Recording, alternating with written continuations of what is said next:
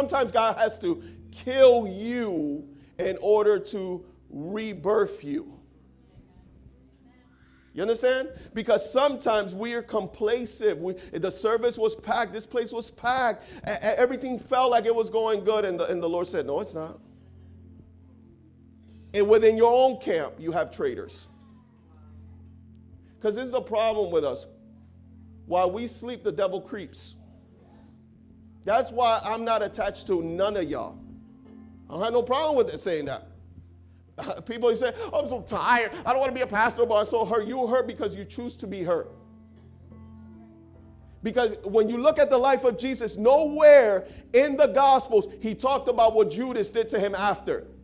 He showed up for 50 days. He's like, Peter, can you get it together? Come on the mission. He didn't say there, mira, ¿dónde está ese sinvergüenza Two-Face? You saw what happened? Se ahorcó. Te va a pasar lo mismo a ti, cante sinvergüenza. Si tú sigues... He appeared to them for 50 days, and he didn't even mention Judas.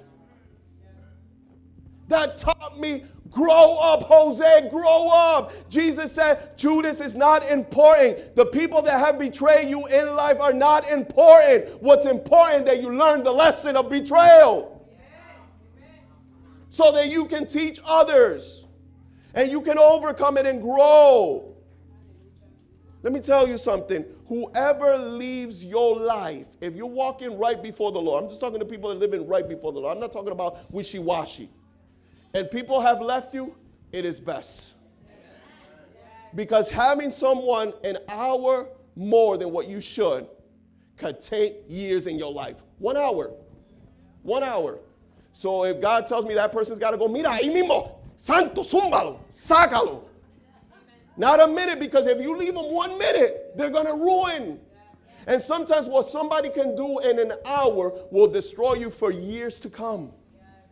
You never met people that will confide in you what they've gone through, and the way they're saying it, it sounds like it happened yesterday. And then they tell you, oh, that happened 10 years ago. 10 years ago? Dios mío. I remember a woman at work. She was talking about who I thought was her husband at the time. And I'm like, wow, I'm so sorry to hear that, man. I just pray that your marriage get married. She was like, no, that's my ex-husband. And I said, you married now? She goes, yeah. And in my mind, I said, ay, bendito se fue. Ese se va a ir. That's what happened. She had gotten divorced, and she was talking about her ex-husband like if he was in her life while she was married with a new husband. How long did you think the new husband was going to last in that relationship? Remember, I only spoke to her for a few minutes. Could you imagine living with her every day? If somebody can confide in you something that happened to them 10 years ago and it sounds like it happened today, that person has not been healed. And that person can get you infected.